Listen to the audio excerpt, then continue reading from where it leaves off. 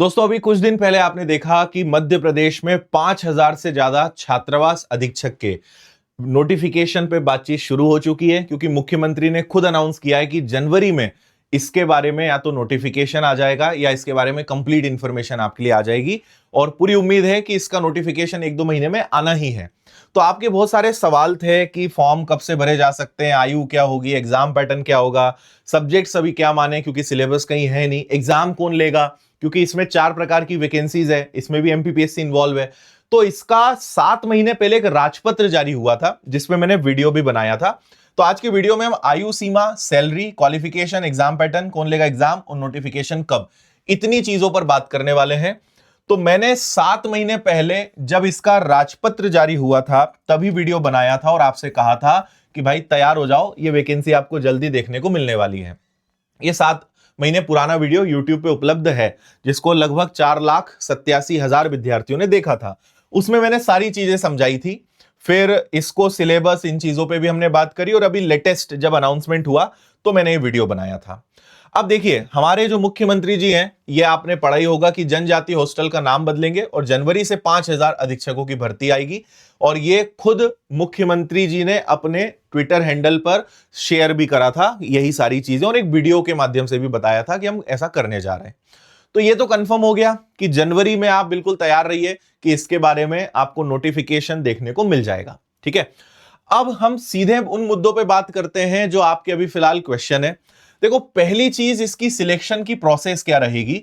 तो इसमें एक तो भाई पात्रता परीक्षा होगी, दूसरी इसमें चयन परीक्षा होगी और उसके बाद इसमें डॉक्यूमेंट वेरिफिकेशन होगा। यानी इसमें 2 चीजें होने वाली, जैसे वर्ग 1, वर्ग 2, वर्ग 3 में होता है ना। तो पात्रता परीक्षा और चयन परीक्षा, मिनिमम एज क्या रहेगी, तो 21 ईयर्स रहेगी।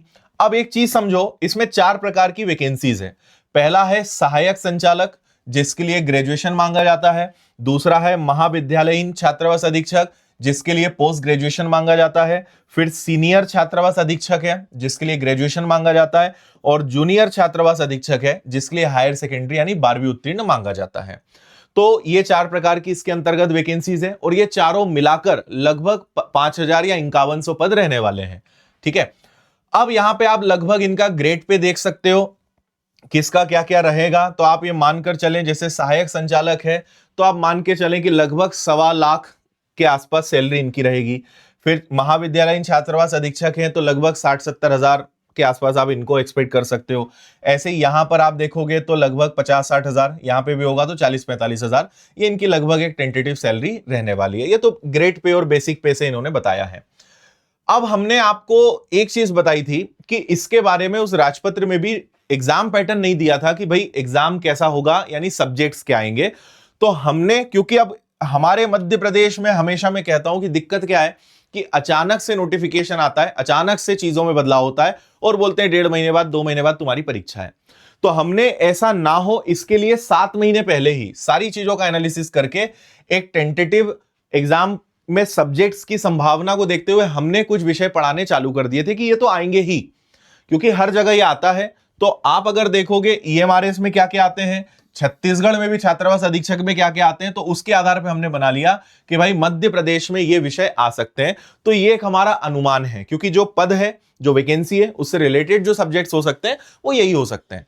तो ये हमारा एक अनुमान था। तो इसके आधार पर हमने बनाया कि लगभग यार 100 से 120 क्वेश्चन होंगे और आपको 2 घंटे या 2.5 घंटे का पेपर रहेगा और सब्जेक्ट्स आप ये अभी पढ़ सकते हो।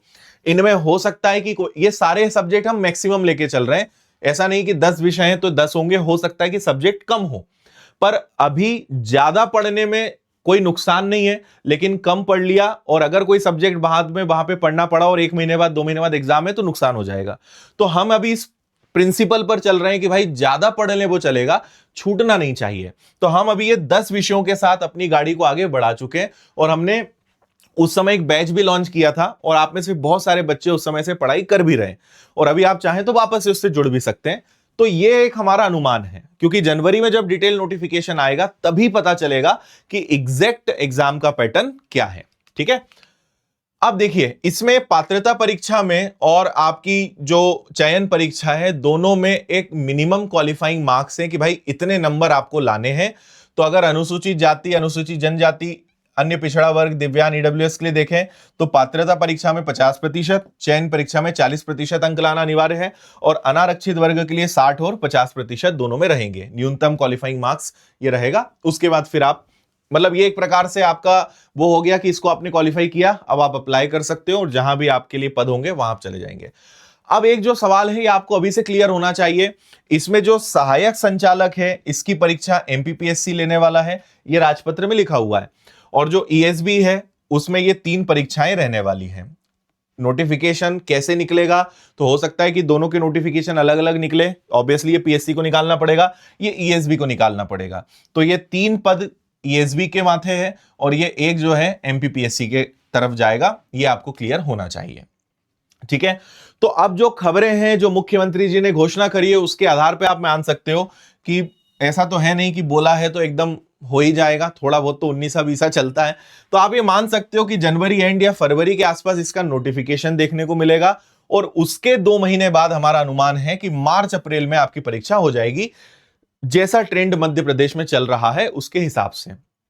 तो आज से अगर देखें कि नवंबर में अगर हम खड़े हैं तो आप मानकर चलिए कि मार्च अप्रैल में इसकी परीक्षा होने की बहुत हद तक संभावना है, क्योंकि तैयारियां पहले से चल रही थी। मैंने पिछले वीडियो में भी कहा था, केवल एक सही समय का इंतजार किया जा रहा था कि जब इसकी घोषणा करें।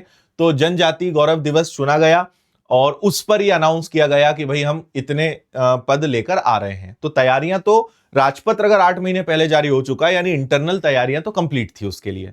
तो नोटिफिकेशन निकालने में कोई लंबा समय लगना नहीं है और नोटिफिकेशन आया 2 महीने का मेरा अनुमान है कि आपकी परीक्षा की डेट उसमें रहेगी।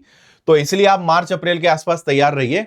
तो आप अभी भी ठीक समय पे खड़े हो, क्योंकि आपको ये सारे विषय पढ़ने हैं और इनके लिए सबके लिए आपको मेहनत लगेगी, है ना। तो Hindi, English, GK, GS, MP, computer, maths, reasoning, POCSO 8, CDP, कुछ विषय बड़े हैं, कुछ विषय छोटे हैं। तो आप अभी से इनको अच्छा कर सकते हो।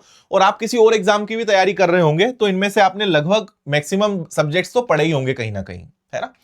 तो ये है भाई अभी तक की सारी खबरें जो पिछले वीडियो में आपने बहुत सारे कमेंट करे थे, उसके आधार पे मैंने इस वीडियो को लेकर आया हूं कि एज, क्वालिफिकेशन, इनसे रिलेटेड आपके क्वेश्चंस थे।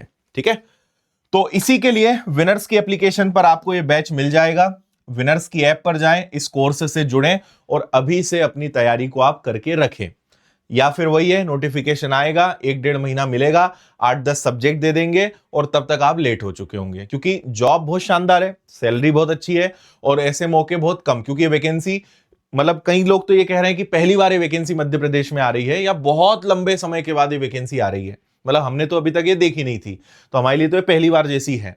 तो अच्छा मौका है अगर इस तरफ आपको अपना करियर बनाना है, लेकिन तैयारी भी उतनी जबरदस्त होगी, कंपटीशन तगड़ा रहेगा, इनमें कोई संदेह नहीं है ना। तो बाकी ऑफलाइन भी इसका बैच आपके लिए बहुत जल्द आएगा और बाकी विनर्स की एप्लीकेशन पर आपको सारे कोर्सेज मिलेंगे, तो सभी जगह आप जुड़ें।